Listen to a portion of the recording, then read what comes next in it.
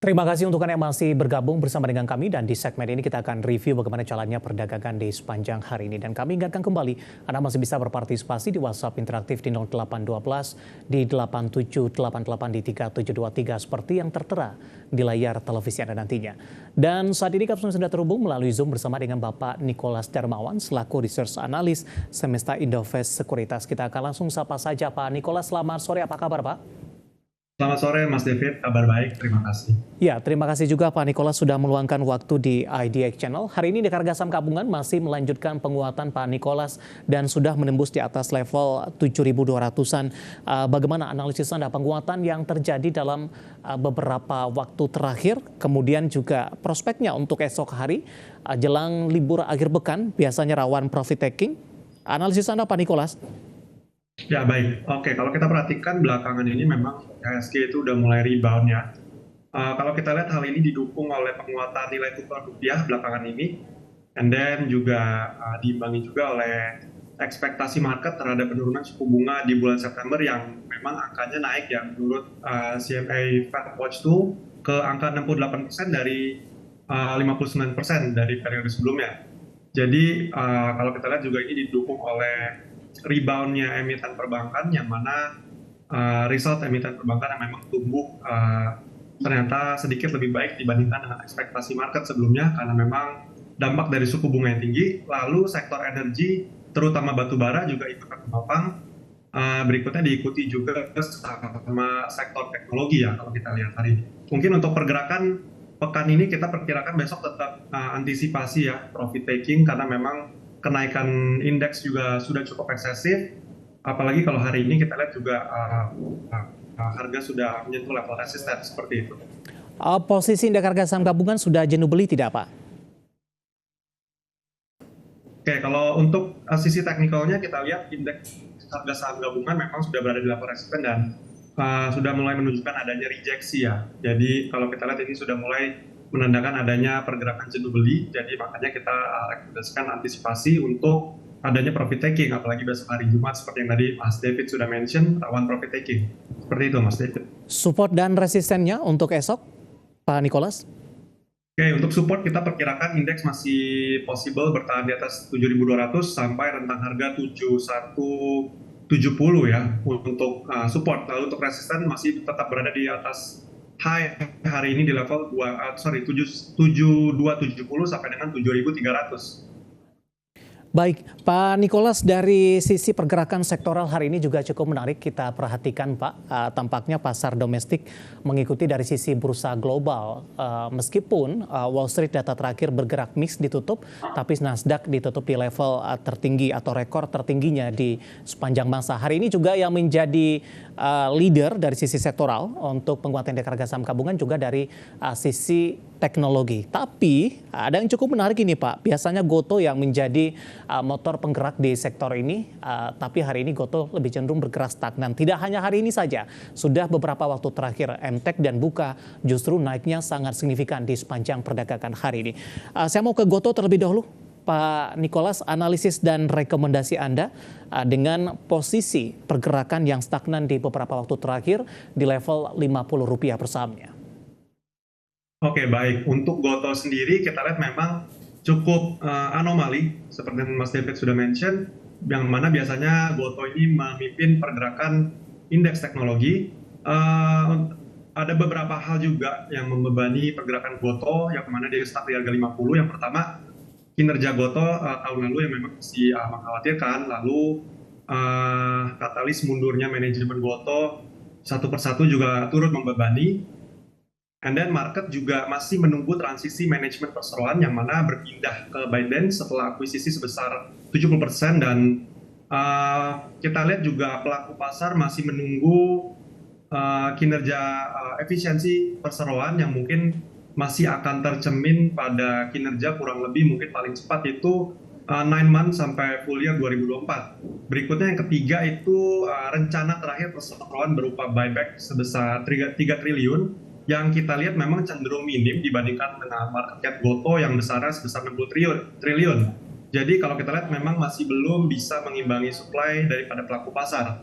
Yang terakhir mungkin ini juga datang dari kekhawatiran market terhadap Gotoh yang ada possibility untuk masuk FCA yang turut membebani harga juga. Cuman Iya. kalau kita lihat yang mana kriteria FCA ini minimal itu berada di harga saham rata-rata 50 selama 3 bulan. Jadi kalau kita lihat memang masih jauh sebenarnya dari resiko FCA. Jadi mungkin seperti itu beberapa faktor yang membebani pergerakan harga GoTo, Mas David. Baik, rekomendasinya seperti apa? Oke, untuk rekomendasi mungkin untuk sekarang kita better wait and see dulu. Kita menunggu liquidity lebih lanjut yang ada pada GoTo, karena kalau memang kita lihat corporate action yang terakhir dilakukan persoalan berupa buyback, itu terlihat kelihatannya memang belum bisa menopang harga untuk bergerak kembali minimal di atas 50 ya, selama beberapa hari sejak tanggal 26 Juni. Jadi kalau kita sarankan better tunggu harganya minimal break di atas 52, Mas David. Baik. Kalau memang masih ada barang, ya kita sarankan untuk hold aja dulu, karena memang kita harapkan juga harga GoTo masih bisa ada liquidity yang bisa mengangkat harganya lagi, dan semoga juga hal ini didukung oleh kinerja persoalan di first half yang semoga lebih bagus ya, di atas konsensus mungkin. Jadi mungkin ada beberapa katalis juga yang mungkin jadi harapan GoTo bisa bergerak di atas 50 lagi. Seperti itu, Mas Ded. Baik, dari pantauan siang tadi, posisi saham GoTo dari sisi investor yang ingin jual itu sangat banyak sekali, Pak Nicholas. Kemudian dari posisi beli terhitung atau terpantau cukup sepi untuk GoTo. Baik, dari GoTo kita beralih ke MTEK, Pak. Saya mau coba ulas MTEK terlebih dahulu. Hari ini menguat di atas 6%. Di 420, dividen juga tampaknya akan dibagikan oleh MTEK. Momentum apa yang bisa dimanfaatkan dengan di tengah penguatan yang terjadi dan peluang jangka pendek dan menengah untuk MTEK? Oke, untuk MTEK sendiri kita lihat memang ini euforia market terhadap penguatan indeks teknologi Nasdaq tadi malam ya. Lalu ekspektasi market terhadap penurunan suku bunga juga berdampak besar bagi di sektor teknologi.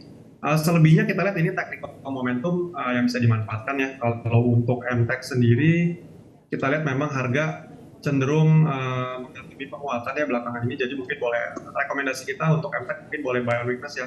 Selama harga masih bertahan di atas level 400, mungkin momentum koreksi harga dengan rentang harga 415 sampai dengan 410 itu boleh dimanfaatkan untuk buy on weakness. Dengan target harga kurang lebih di rentang 430 sampai dengan 440 sebagai resisten yang boleh dijadikan pertimbangan. Seperti itu untuk MTEK. Didukung dari sisi volume tidak, Pak, penguatan yang terjadi dalam beberapa waktu terakhir?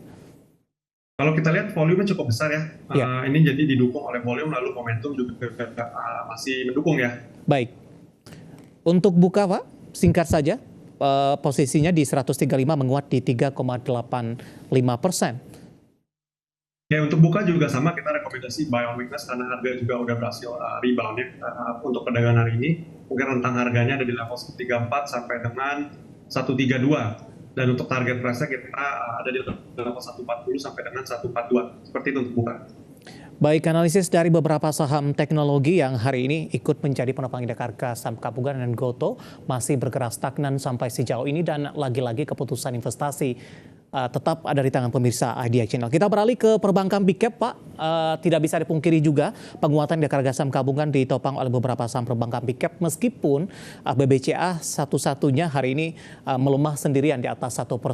Kita ke BBRI, Pak Nicholas. Hari ini menguat hampir 5%, Pak. Tadi sempat ke 4830, meskipun penutupan di 4790 menguat di 4,13%. Transaksi sampai dengan siang hari tadi saja sudah di atas 1 triliun rupiah. Analisis Anda untuk BBRI?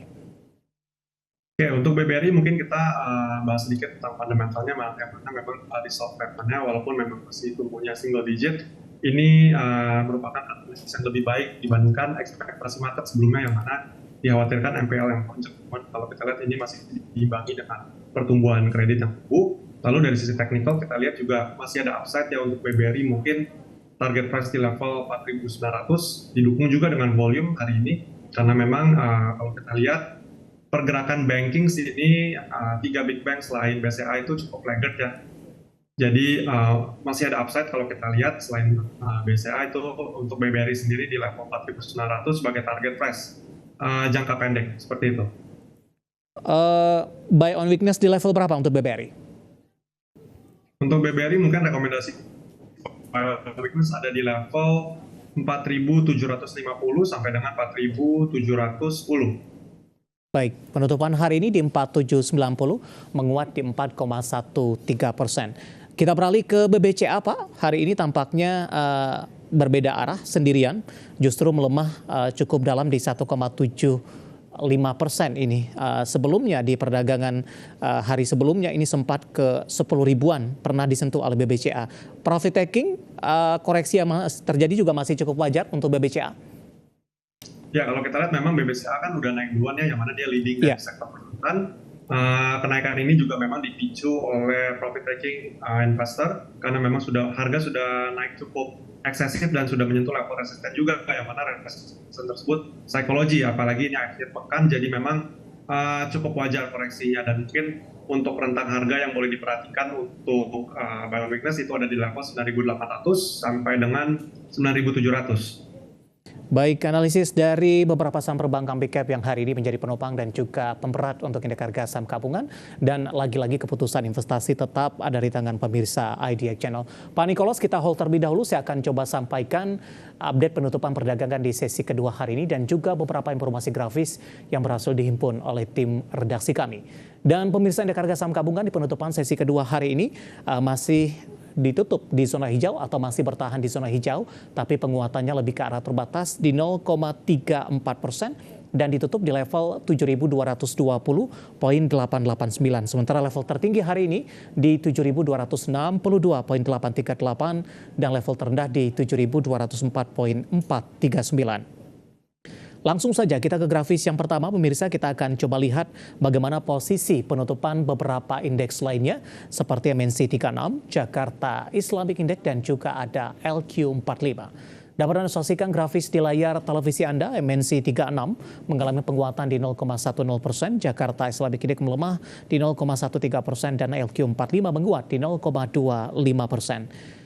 Rotasi pergerakan sektoral, pemirsa, teknologi masih memimpin dari sisi penguatan sektoral, di mana teknologi menguat di 1,88%, industri menguat di 1,31%, barang baku menguat tipis di 0,02% dan kesehatan melemah di 0,40%. Selanjutnya, saham-saham yang hari ini mengalami kenaikan signifikan dan menjadi penopang indeks harga saham gabungan. Yang pertama ada BBRI ditutup menguat di 4790. Tadi pun juga sempat kita ulas, BRPT hari ini juga melanjutkan penguatan di 1260, BBNI menguat di 4710 dan ATLA menguat di Rp82 per sahamnya. Sementara saham-saham yang hari ini menjadi pemberat untuk indeks harga saham gabungan terutama dari saham-saham big cap, BBCA tertekan ke 9825, Telkom melemah ke 2960, SMGR ditutup di zona merah di 3940 dan terakhir ada PTRO tertekan ke 8925. Updatean di penutupan perdagangan di sesi kedua dan semoga bisa menjadi referensi untuk Anda terutama dalam menghadapi perdagangan esok jelang libur akhir pekan.